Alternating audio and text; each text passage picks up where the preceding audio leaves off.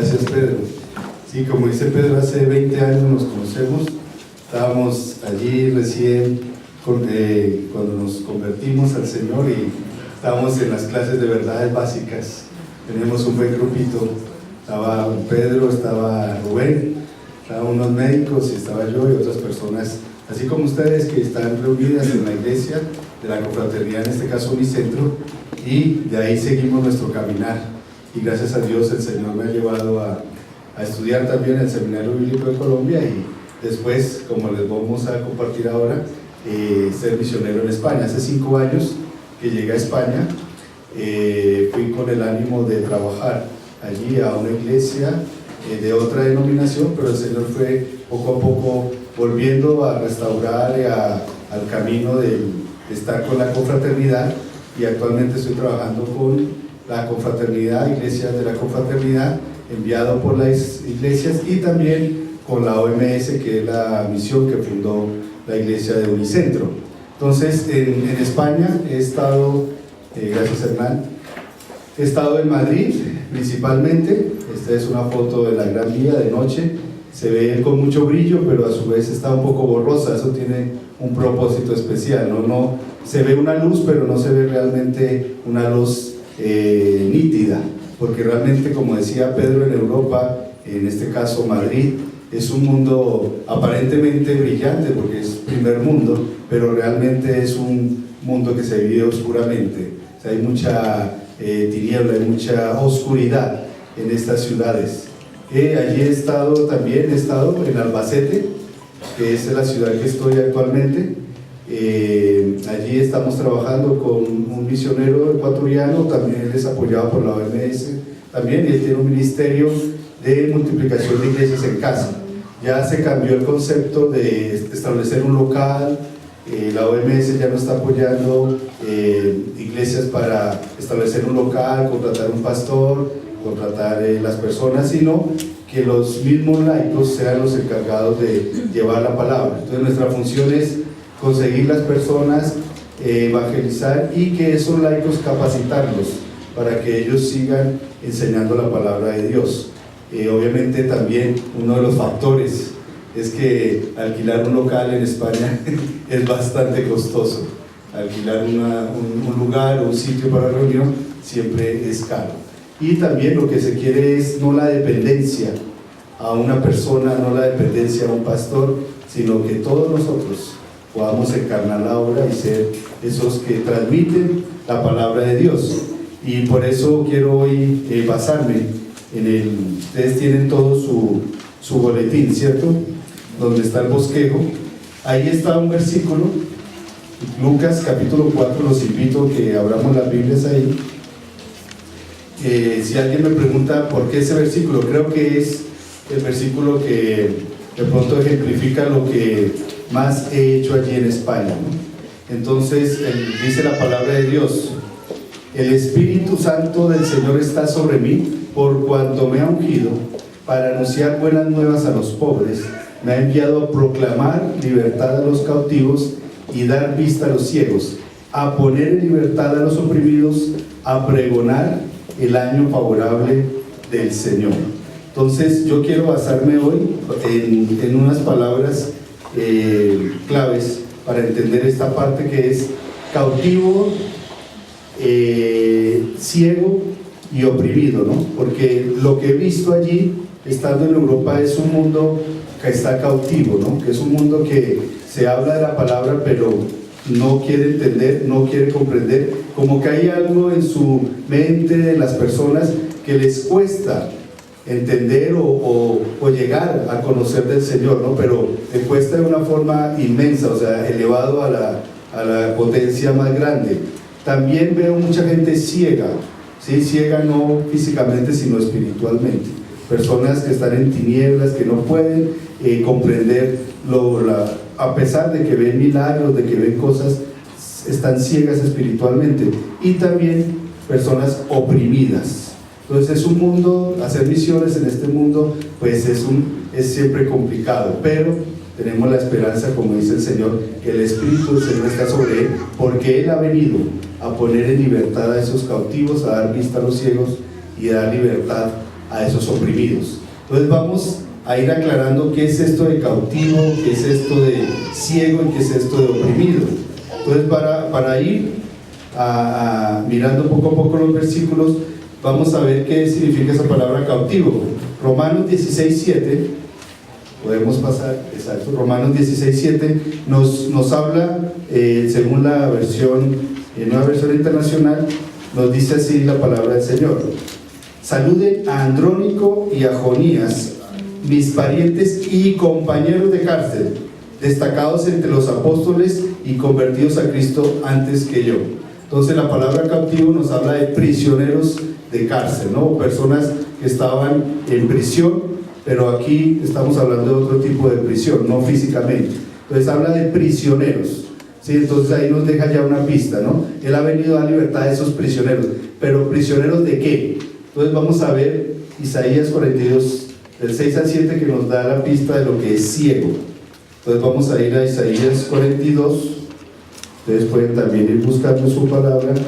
Isaías 42, del 6 al 7 nos dice así: yo, el Señor, te he llamado en justicia, te he tomado de la mano, yo te formé, yo te constituí como pacto para el pueblo, como luz para las naciones, para abrir los ojos de los ciegos, para librar de la cárcel a los presos y del calabozo a los que habitan en tinieblas. Entonces ahí nos está dando una pista de qué prisioneros se está hablando, ¿no? De prisioneros que están en calabozos, como dice aquí en esta versión, o prisioneros que están en tinieblas, que están en cárceles, que no pueden ver por más que se les lleve la luz, porque están prisioneros. Y también nos habla de los oprimidos. Para entender esa frase de oprimido, esa palabra, vamos a ir a Isaías 58. Dice ahí la palabra del Señor: el ayuno que he escogido no es más bien romper las cadenas de injusticia y desatar las correas del yugo, poner en libertad a los oprimidos y romper toda atadura. Y después nos dice a qué tipo de personas son esos oprimidos, ¿no? ¿No es acaso el ayuno compartir tu pan con el hambriento, dar refugio a los pobres sin techo, vestir al desnudo y no dejar de lado a tus semejantes?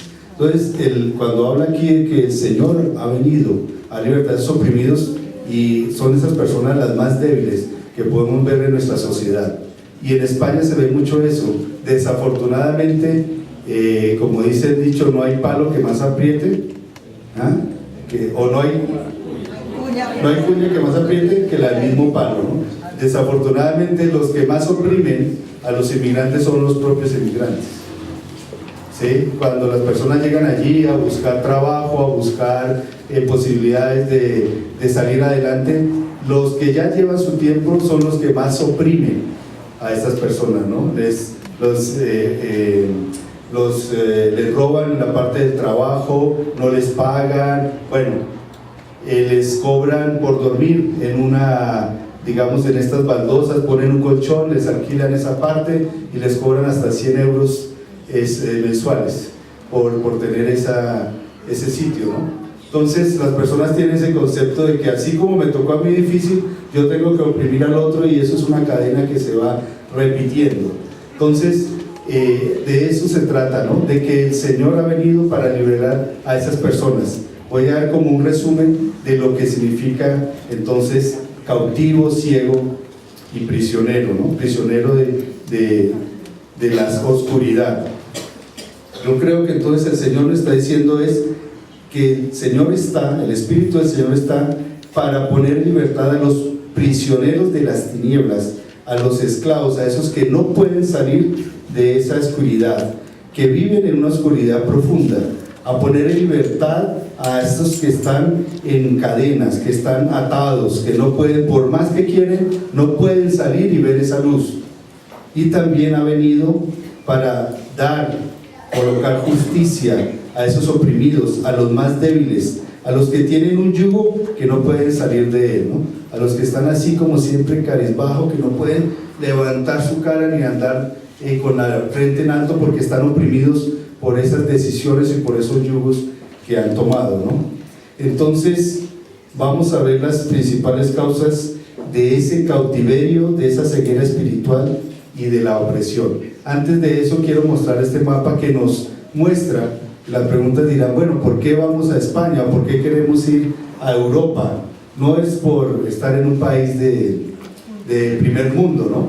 Sino, dense cuenta, esto es un mapa que tiene la OMS muy reciente, donde habla de los puntos, las luces blancas nos dan como las representantes de los evangélicos alrededor del mundo, ¿no? Donde está el evangelio, donde está predicando el Señor y donde hay iglesias allí, ¿sí? Como damos cuenta, Estados Unidos, todo lo que es Norteamérica, parte de Centroamérica y Suramérica, hay puntos, al igual como en África, una parte, pero todo lo que es Europa, Asia, todos estos países están totalmente oscuros, ¿sí? Ahí es donde se necesita llevar el evangelio, donde están en la oscuridad, donde están esas tinieblas, donde la gente está ahí, ¿no? Porque el Espíritu del Señor dice, está sobre él para dar libertad a esas personas, para dar libertad a esos que están allí en estos países donde no hay ninguna luz, donde no se ve una presencia fuerte de la palabra del Señor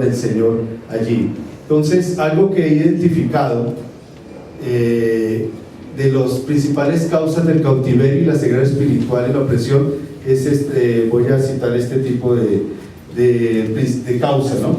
La principal, yo digo que las principales es la esclavitud al pecado, ¿sí? Son países que se viven en una frecuente práctica de pecado, una vida en pecado. Y el que más nos define eso, encontré en Pablo, en Efesios capítulo 2, podemos ver esa definición que Pablo nos da, de qué es vivir en pecado, o esa esclavitud al pecado. La palabra de Dios nos dice allí en Efesios, en otro tiempo ustedes estaban muertos en sus transgresiones y pecados, en los cuales andaban conforme a los poderes de este mundo, se conducían según el gobierno, según el que gobierna las tinieblas, según el espíritu que ahora ejerce su poder en los que viven en desobediencia. En ese tiempo también todos nosotros vivíamos como ellos, impulsados por nuestros deseos pecaminosos, siguiendo nuestra propia voluntad y nuestros propósitos. Como los demás éramos por naturaleza objeto de la ira de Dios. Entonces vemos en este caso qué significa esto de esclavitud al pecado, ¿no? Cuando la persona está viviendo solo deseando cumplir sus deseos pecaminosos, o viviendo por la carne, o viviendo por todo lo que le llama la filosofía del hedonismo, ¿no? Tratando de complacer sus placeres, ¿sí? No hay límites. Entonces eso produce una esclavitud, produce una ceguera espiritual. También dice siguiendo nuestra propia voluntad. Cuando queremos hacer nuestra voluntad, cuando la gente solo piensa que lo que él dice está bien, ahí empieza a ver esas tinieblas, empieza a ver esa oscuridad. Y también nos habla de cuando queremos cumplir nuestros propósitos, no los propósitos de Dios, sino nuestros propósitos. Y cuando hablo de ceguera espiritual, hablo de cosas bien profundas. Como ayer decía y compartía, es si alguien de ustedes ha jugado a la gallina ciega. ¿Se han jugado a la gallina ciega? ¿Cómo era ese juego? Que le ponían a uno una venda y tenía que buscar a las otras personas, ¿sí? Pero haga de cuenta que ahora, para ejemplificar un poquito lo que está diciendo la palabra, es como si usted está jugando a la gallina ciega, pero lo meten a un monte, ¿sí? Por allá una cueva, como a las 3 de la mañana. Entonces, si usted está en la cueva y se quita la venda, ¿qué pasa? Siguen oscuras. Y si sale de la cueva, siguen oscuras. Entonces de eso está hablando el Señor, ¿no? Pero Él ha venido a dar libertad, pero esas tinieblas son bien profundas, no es de la noche a la mañana, ¿sí? Ustedes van a celebrar hoy bautismos, 4 personas que se van a bautizar, y gracias por la misericordia de Dios, las estadísticas en España son diferentes. En 5 años que he estado, he podido, por la misericordia de Dios, bautizar a 3 personas, ¿sí? Porque las tinieblas son bien profundas, porque hay mucha esclavitud al pecado, ¿sí? La gente ha vivido de una forma bien esclava del pecado, complaciéndose a sí misma, y cuando uno lleva la palabra, a veces uno se impacienta porque uno quisiera que fuera ya, que de una vez ya dijera, sí, yo acepto al Señor, me voy con el Señor, ¿sí? Para acercarse a un español se necesita mínimo por las estadísticas que tenemos, 3 años para que esa persona te considere amigo. ¿Sí?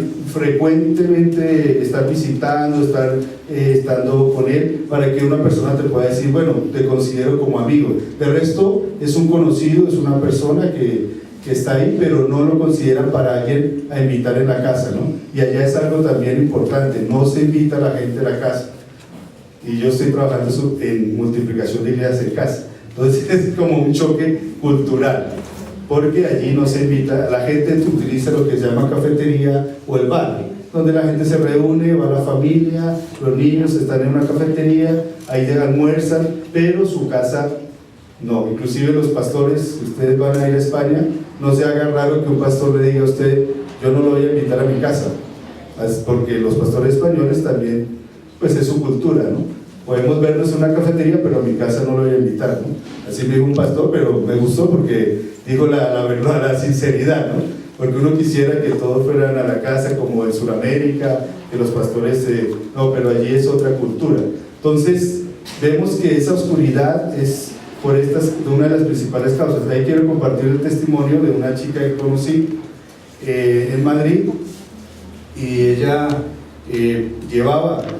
había estado en pandillas, ella es latinoamericana. Allí también, desafortunadamente, el auge de inmigrantes, cuando hubo la época de bonanza, en España llegaron de todas partes, de Centroamérica, de Sudamérica, y también se formaron las famosas pandillas, los Latin Kids también están allí en España.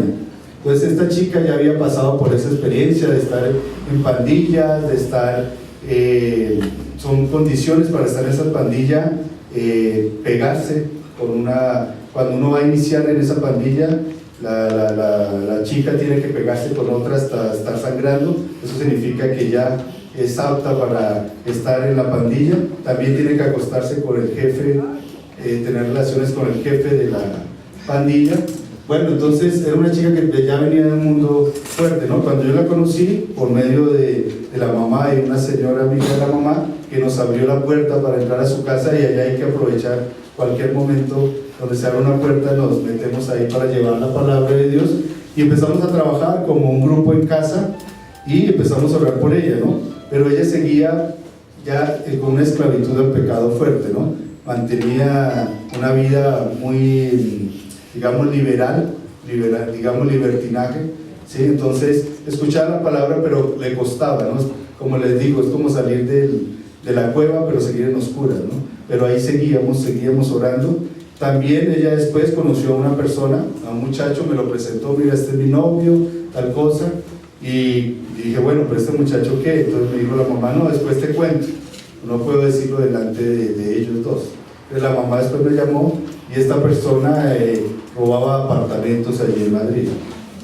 Entonces había metido con una persona que era, pues, imagínense, y no solamente en Madrid, viajaban por Europa y hacían atracos por diferentes ciudades de Europa.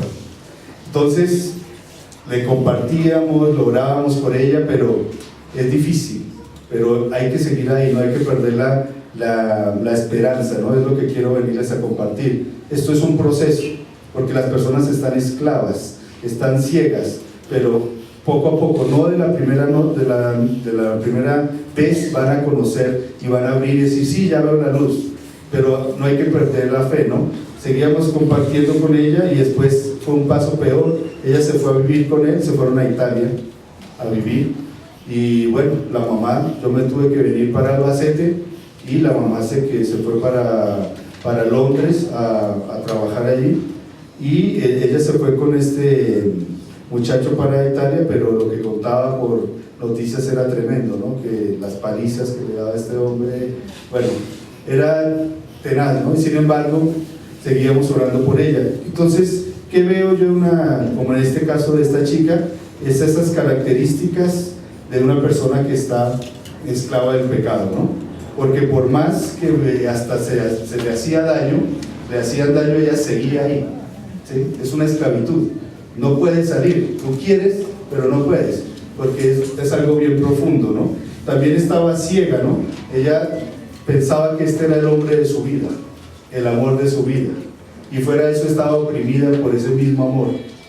¿sí? Este hombre la oprimía, la maltrataba, no la dejaba surgir como persona, ¿no? Entonces esas son características de una persona que vemos en esclava del pecado. Otra característica es la religiosidad. Allá ustedes van a ver que la Semana Santa hay unas procesiones impresionantes. ¿Sí? En Semana Santa se saca todos los santos, se saca todo el repertorio que tiene la iglesia tradicional allí, ¿sí? Toda la parte de Sevilla, toda esta parte, ustedes van a ver cosas impresionantes. Entonces uno se alegra y dice, bueno, estas personas, pero pasa lo mismo que le pasó al Señor Jesús, que está en el mismo capítulo 4 que leímos ahorita. Vamos a leer esta parte en Lucas 4, del 14 al 30, porque es lo que el mismo Señor Jesús experimentó cuando Él fue a compartirle a su pueblo, ¿no? Cuando fue a compartirle a los judíos. Dice la palabra del Señor: Jesús regresó a Galilea en el poder del Espíritu y se extendió su fama por toda aquella región. Enseñaba en las sinagogas y todos lo admiraban. Fue a Nazaret, donde se había criado, y un sábado entró a la sinagoga como era de su costumbre. Se levantó para hacer la lectura y le entregaron el libro del profeta Isaías. Al desenrollarlo encontró el lugar donde está escrito: El Espíritu del Señor está sobre mí, por cuanto me ha ungido para anunciar buenas nuevas a los pobres, me ha enviado para proclamar libertad a los cautivos y dar vista a los ciegos, y poner en libertad a los oprimidos, a pregonar el año del favor del Señor. Luego enrolló el libro, se lo devolvió al ayudante y se sentó. Todos los que estaban en la sinagoga lo miraban detenidamente, y él comenzó a hablarles: Hoy se cumple esta escritura en presencia de ustedes. Todos dieron su aprobación, estaban impresionados, dice la palabra, por las hermosas palabras, ¿no? Ellos estaban viendo los milagros, estaban viendo todo lo que el Señor decía, ¿no? Pero ¿qué decían? ¿No es este el hijo de José?, se preguntaba. Entonces esa pregunta nos da a entender, pero este sí puede ser el Mesías, este sí puede ser el Jesús. Y ustedes van a ver en España, en Semana Santa, lo que se da son todos los documentales de la tumba de Jesús, de que se encontró la tumba de Jesús, desde que encontró la tumba de María, de que Jesús tuvo un romance con María Magdalena, y van científicos y van personas a hablar, porque ese es el énfasis de, por más que ven los milagros y las evidencias del Señor, es un pueblo religioso, no puede entender ni puede abrir. Eso es una atadura que tienen también, que no pueden comprender que el Señor viene a darles esa libertad, que Él es el Mesías. Pero se trata como en este caso, ¿no? Se pone en tela de juicio quién es Jesús. ¿No es este el hijo de José? Jesús continuó seguramente y les dijo, ¿no?, que seguramente ustedes me van a citar el proverbio: médico, cúrate a ti mismo. Haz aquí en tu tierra lo que hemos oído que hiciste en Capernaum. Pues bien, les aseguro que a ningún profeta lo aceptan en su propia tierra. No cabe duda de que en tiempos de Elías, cuando el cielo se cerró por 3 años y medio, de manera que hubo una gran hambre en toda la tierra, muchas viudas vivían en Israel. Sin embargo, Elías no fue enviado a ninguna de ellas, sino a la viuda de Sarepta. Entonces el Señor nos da aquí les da una lección, y nos da a nosotros una lección muy importante, ¿no? Este pueblo, que era su pueblo, ¿sí?, que está hablando del Antiguo Testamento, cuando había escasez y que las viudas estaban sufriendo de su propio pueblo Israel, como estaban en desobediencia, como estaban en ese ambiente de incredulidad hacia el Señor, de no creer que Él era el Mesías, Dios no se quedó ahí, sino dijo: yo bendigo a otro pueblo. Y bendijo fue a la viuda de Sarepta, la envió fue a otras personas, ¿no? Y a veces uno dice, pero si estos españoles, conozco misioneros que llevan 30 años en España, ¿sí?, y están todavía hablando por sus vecinos que no quieren conocer al Señor, pero sin embargo el Señor lleva la bendición a otros pueblos. Hay africanos, hay de diferentes naciones que se han abierto a la palabra del Señor, ¿no? Pero es esa incredulidad que se vive, pero el Señor, sin embargo, extendió su misericordia, y gracias a eso nosotros estamos hoy aquí, ¿no? Porque de tal manera amó Dios al mundo que envió a su Hijo unigénito, para que todo aquel que en Él crea no se pierda, ¿no?, mas tenga vida eterna. Entonces Él extendió esa misericordia, vino a su pueblo, pero su pueblo no le recibió, no creyó, pero Él siguió bendiciendo. Y después da el otro ejemplo como Eliseo, ¿no? Dice: asimismo había muchos enfermos de lepra en tiempos del profeta Eliseo, pero ninguno de ellos fue sanado. ¿Sí? Había mucha enfermedad en su pueblo. ¿Sí? Y ustedes ven en España hay mucha enfermedad, hay mucha gente sufriendo, mucha gente enferma, ¿sí? Pero es incredulidad, les cuesta, están en tinieblas oscuras, están bien en tinieblas profundas. Pero sin embargo el Señor dice, pero ninguno de ellos fue sanado, sino Naamán el sirio. Fue sanado otra persona, otro de otro pueblo que era de Siria, que son pueblos enemigos del pueblo de Dios. Pero sin embargo la misericordia del Señor estaba extendida ahí. Entonces, ¿y qué le pasó al Señor? Es que es lo que a veces le pasa a uno, ¿no? En este contexto de trabajar misiones en un mundo cautivo, ciego y oprimido. Al oír esto, todos los que estaban en la sinagoga se enfurecieron. Cuando tú llevas la palabra del Señor, yo he visto personas que se enfurecen.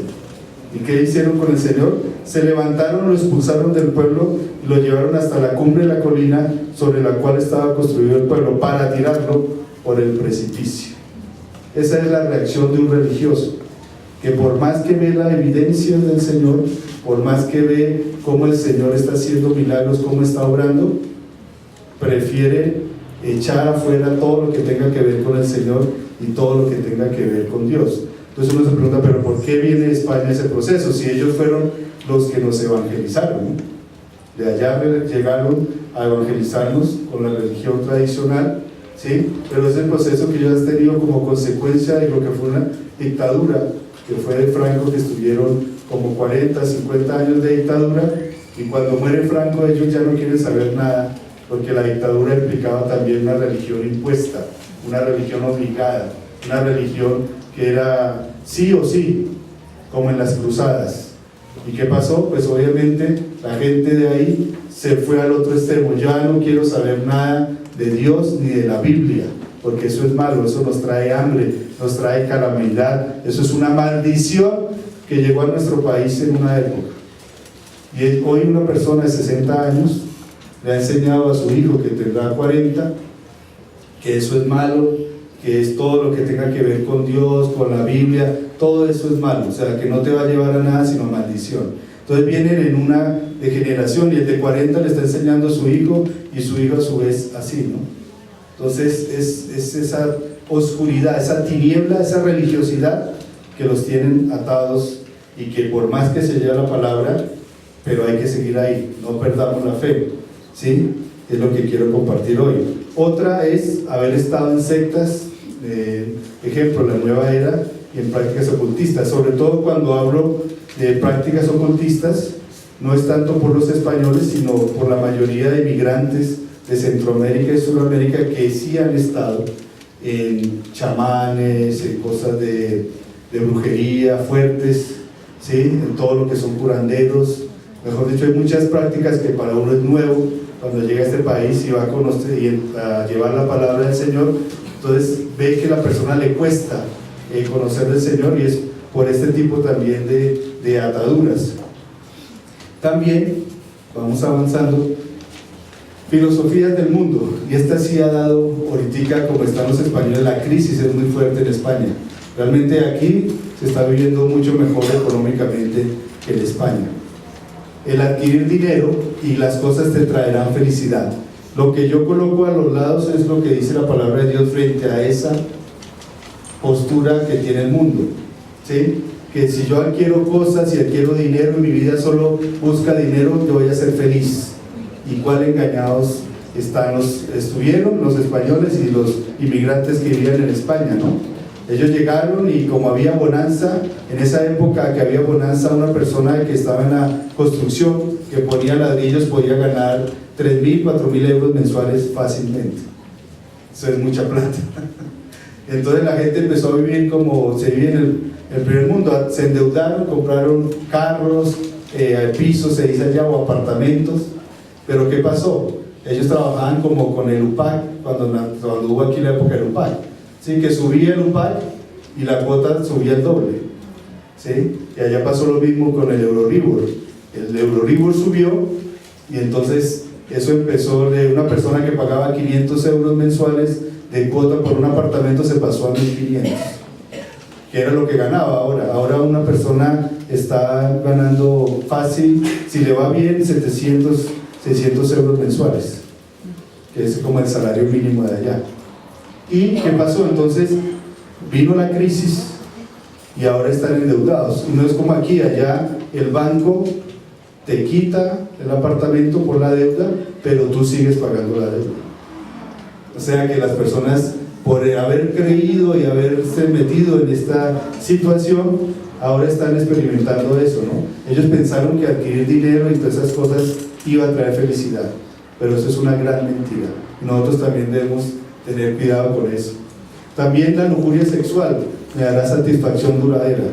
Y allá todo lo que son programas después de las 10, 12 de la noche invitan a todas esas prácticas de lujuria, todas estas cosas sexuales, el intercambio de pareja, todo eso es algo normal que se ve en esta sociedad, ¿sí? Que está ciega, cautiva y oprimida, ¿no? Entonces es algo que se promueve mucho allí en España, ¿no? La sexualidad y una mala sexualidad, lo importante es tener relaciones con quien sea, pero poder tener las relaciones. Entonces están esclavos también de esa situación. Estas dos los voy a atar con un caso. No habrá consecuencias para mi pecado en la tierra, y andar en malas compañías no me corrompe, ¿no? Y esto, muchas inmigrantes han llegado allí y han empezado a pues querer vivir como se vive allí. Y conocí el caso de dos chicas en una iglesia, no estoy hablando de una iglesia, estaban así sentados como ustedes. Entonces me dijeron, mira, yo vi a estas dos mujeres entrar y bueno, yo estuve un tiempo en esa iglesia, estaba colaborando, pero yo veía que nadie se les acercaba. Y yo decía, bueno, yo creo que es porque deben ser lesbianas, porque tenían una apariencia de ese tipo, ¿no? Que bueno, voy a acercarme, me parece interesante que haya mujeres que quieran mirar las cosas del Señor y que estén practicando esa vida, que quieran cambiar su vida. Pero desafortunadamente no estaban en ese plan.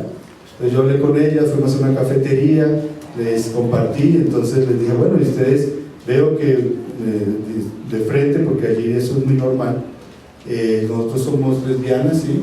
Vivimos juntas. Y le dije, bueno, pero ustedes vienen a la iglesia ¿con qué fin entonces? No, pues es que yo alabo al Señor y el Señor me acepta así, el Señor me aprueba así, el Señor dice ama a tu prójimo como a ti mismo. Le dije, bueno, un momento, pero ahí yo sí creo que estamos equivocados. El Señor sí ama al pecador, pero no está de acuerdo con el pecado, y ustedes están llevando una vida en pecado. No solamente el hecho de ser lesbianas, porque estamos hablando igual para un adúltero, para un infiel, pero el hecho de estar viviendo en pecado. Entonces les compartí ese versículo de Gálatas 6, 7 al 8, y quiero leerles a ustedes, porque la gente se engaña, piensa que llevando esa vida y alabando al Señor, y claro, la gente no se acercaba igual porque daba como susto acercarse, de pronto se van, pero es bueno decirles qué es lo que dice la palabra de Dios. ¿Sí? A veces nosotros nos engañamos y pensamos que venimos aquí, venimos a la iglesia, pero llevamos una vida en pecado. Entonces eso, tranquilo, no va a pasar nada. Piensan que no hay consecuencia de su pecado. ¿Y qué dice Gálatas 6, de 7 al 8? Dice, no se engañen, de Dios nadie se burla, cada uno cosecha lo que siembra. El que siembra para agradar a su naturaleza pecaminosa, de esa misma naturaleza cosechará destrucción.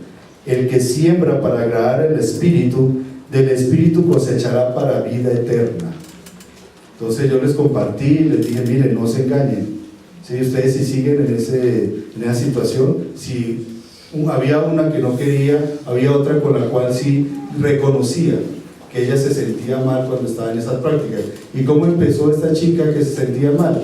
La cogió recién llegada al país, unas amigas la llevaron de otra, las malas compañías, y terminó con una de esas gurús, diría yo así, feminista, lesbiana, que hasta teológicamente le enseñó la Biblia para demostrarle que Dios sí aprobaba el lesbianismo y la homosexualidad, porque también se ve eso, ¿no? Que hasta la Biblia de ellas habla de género y todas esas cosas, y ella le compartió, es que Dios también acepta este tipo de comportamiento.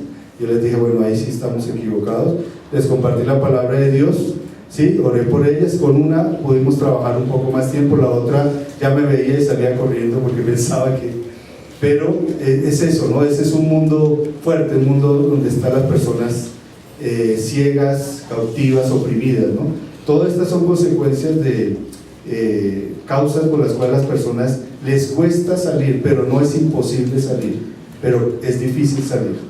Y otra nos habla del orgullo del ser humano, ¿no? Veíamos el testimonio de la primera señora, ella dijo una palabra: yo pensaba que no necesitaba nada, ¿sí? Yo era como orgullosa, dijo ella, ¿no? Que yo no necesito nada, soy autosuficiente, no necesito a nadie, ¿sí? Es un individualismo que hay en una corriente, ¿sí? Que la gente no necesita a nadie, no necesito de Dios.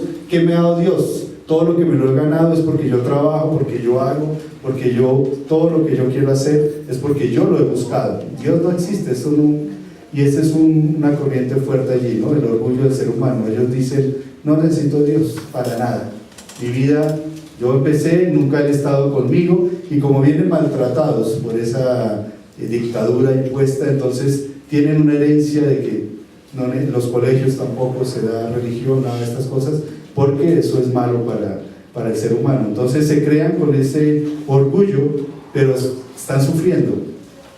Uno ve mucha gente sufriendo, ¿no? Pero lo que dicen son barbaridades acerca de Dios. Pero se sufre porque se está pasando necesidad. Hoy en día ya podemos ver españoles pidiendo mercado en las iglesias. Eso era antes era imposible. Hoy en día está la situación tan difícil de que ellos ahora van a iglesias, van a comedores sociales a buscar comida, pero a pesar de eso está el corazón ahí endurecido, pero ahí estamos llevando la palabra de Dios, porque ellos dicen: no, ahora están buscando un poco de ayuda, algunos, no todos, en lo que es la situación, ¿sí? Ahí estamos aprovechando para llevar la palabra de Dios. El Señor está tocando ese país con esa crisis fuerte económica, y esperamos que esa sea una herramienta que dé fruto, ¿no? En las pruebas es donde el Señor toca a las personas. Y algo que tenemos que tener claro es esto, ¿no? Que Jesucristo es el único y verdadero libertador de la esclavitud, la ceguera y de esa opresión. Él es el único, eso lo tenemos que tener claro, ¿sí? No es todas las prácticas. En España ahora está toda esa mezcla de religiones orientales, está de moda todo lo de yoga, todo este tipo de cosas que llegan con gurús especiales traídos de la India para hacer todas esas, y llenan la plaza. Hace poco, hace como 6 meses hubo un congreso de eso, y vino gente de toda España a llenar la Plaza Mayor de Madrid para hacer esa práctica, porque traían al gurú especial, que es el que iba a darle la paz, el que les va a dar la tranquilidad, y todo el mundo está buscando esas salidas, pero nada que ver con Dios. Inclusive usted ve las chicas españolas jóvenes así como tú que estás aquí, que prefieren estar con musulmanes que meterse con una persona que conozca del Señor, y se ponen turbantes y andan porque no tienen identidad, no quieren buscar una salida a su situación, pero prefieren otras cosas menos que tengan que ver con el Señor. Entonces voy a citar solo este pasaje de Juan 8:31 al 36, donde nos habla esa parte de que Él es el único, para que lo tengamos. Ahí están otros pasajes que nos ayudan a entender esto, pero voy a citar solo ese. Juan 8 dice así la palabra del Señor: Jesús se enteró de que había, después Jesús 9, Jesús 8 dice: Jesús se dirigió entonces a los judíos que habían creído en Él y les dijo: si se mantienen fieles a mis enseñanzas, serán realmente mis discípulos y conocerán la verdad, y la verdad os hará libre. Nosotros somos descendientes de Abraham, le contestaron, y nunca hemos sido esclavos de nadie. ¿Cómo puedes decir que seremos liberados? Ciertamente les aseguro que todo el que peca es esclavo del pecado, respondió Jesús. Ahora bien, el esclavo no se queda para siempre en la familia, pero el Hijo sí se queda en ella para siempre. Así que si el Hijo los libera, dice la palabra de Dios, serán verdaderamente libres. Entonces eso es lo que tenemos nosotros, nuestra esperanza, ¿no? Y quiero compartir aquí el caso de esta chica que les compartí, ¿no? Yo antes de venirme para Colombia, ahorita que vine aquí a visitar la familia, a visitar las iglesias, entonces pasé por Madrid y pude hablar con la mamá. Entonces pregunté: ¿qué hubo? ¿Qué pasó con su hija? estamos orando, llevamos 3 años en ese proceso. ¿Y ella cómo va? Dijo, no, pues te quiero compartir que ella por fin aceptó ir a la iglesia que tú nos llevaste alguna vez, empezó a ir allá, conoció a un chico de la alabanza, se casó con él y gracias a Dios hoy está sirviendo al Señor y está ahora viviendo en Estados Unidos. Entonces sí es posible, pero no hay que perder la fe, pero tampoco es de la noche a la mañana. Tenemos que estar ahí porque la gente está en una oscuridad profunda, pero el Señor dice que Él ha venido a libertar a esos cautivos. Quiero compartir este libro. ¿Alguien ha leído La Cabaña? Sí. ¿Cierto? Es un libro que nos habla de un señor, Mackenzie Phillips, que había tenido un padre alcohólico, tenía una frustración, tenía ahí una cosa interna que no le dejaba como tener una relación especial con el Señor, y fuera de eso su hija había sido secuestrada, de hecho la habían raptado y no se sabía nada de ella, tenía un vestido, lo único que conocía, un vestido lleno de sangre, una hija pequeña. Entonces este hombre, el Señor le da una carta para que tenga un encuentro en una cabaña con él, ¿no? Y en ese encuentro voy a leerle la parte donde el Señor define qué es libertad, para que nosotros entendamos esa parte, porque me parece que es lo más sencillo y claro que he visto. Dice, ¿qué es libertad? Le pregunta Dios a Mac o a Mackenzie. Mac se quedó quieto sin saber qué decir. Solo yo puedo hacerte libre, le dijo Dios. Mackenzie dijo, pero la libertad nunca puede forzarse, le dijo Dios. No entiendo, replicó Mac, no entiendo nada de lo que acabas de decir. Ella se volvió hacia él y sonrió. Lo sé, no te lo he dicho para que lo entiendas ahora, te lo he dicho para que lo entiendas más tarde. En este momento ni siquiera comprendes que la libertad es un proceso en evolución. Tomó las manos de Mac entre las suyas, que seguían cubiertas de harina, y mirándose fijamente a los ojos continuó: Mackenzie, la verdad te hará libre, y la verdad tiene un nombre. Ahora mismo está en la carpintería, envuelto en aserrín, refiriéndose a Jesús. Todo tiene que ver con Él, y esta es la parte que les quiero compartir. Y la libertad es un proceso que sucede en una relación con Él. De todas estas cosas que se mueven en tu interior, empezarán a encontrar una salida cuando haya esa relación con Él y se dé en un proceso, no de la noche a la mañana. Es un proceso que se da en la relación con Jesucristo, con el Señor. Y por eso nosotros tenemos esa esperanza, ¿no?, de que es Él el que ha venido a libertar a esos cautivos, a esos oprimidos. Ya para terminar, entonces, ¿cuál es la misión de este mundo? ¿Cuál es la misión en este mundo cautivo, ciego y oprimido? Está la gran comisión, ¿no? Que hoy estamos celebrando los discípulos que ustedes han hecho, que se van a bautizar, que es el motivo de la iglesia, es la función principal de una iglesia. Y me gusta esta definición. ¿Cuál es la misión? Es la iglesia enviada al mundo para amar, servir, predicar, enseñar, sanar y liberar, ¿sí? Pero ¿cuál es la iglesia? ¿Quién es la iglesia? Nosotros somos la iglesia. Nosotros somos los que estamos enviados para sanar, para servir, para predicar, para enseñar y para liberar, ¿sí? Somos nosotros los que estamos llamados para eso, ¿sí? Nosotros generalmente decimos, bueno, es el pastor, es el que tiene el don de evangelismo, como en el caso de Carlitos, ¿sí? Él es el que tiene que ir allá. No, dice la iglesia es la que está enviada a eso. No son solo una persona, no solo una figura de autoridad, somos todos nosotros. ¿Y cuál es el llamado de ese discípulo de Jesucristo, no? Entonces aquí en Juan 14, 21, Juan 15, del 9 al 10 nos habla de que si nosotros permanecemos fieles a Él, si nosotros amamos a Dios, ¿qué hacemos? Cumplimos sus mandamientos. Esto es un mandamiento, no es algo que si hacemos o no hacemos, que si podemos hacerlo, debemos hacerlo, pero por amor a Dios, no por amor a la gloria de uno, sino por amor a Dios. Es que nosotros vamos allá a compartir la palabra del Señor, ¿no? Si Dios quiere, como decía Pedro, pues muchos de ustedes que han trabajado o están trabajando podrán ir algún día de pronto a estos países o acá mismo y ser esos misioneros que el Señor quiere. Dice, ¿cuál es nuestro llamado? Por cumplir la gran comisión, siendo instrumentos para proclamar esa libertad de los cautivos, dar vista a los ciegos y a poner en libertad a los oprimidos. Pasamos a la otra. ¿Y cómo lo hacemos?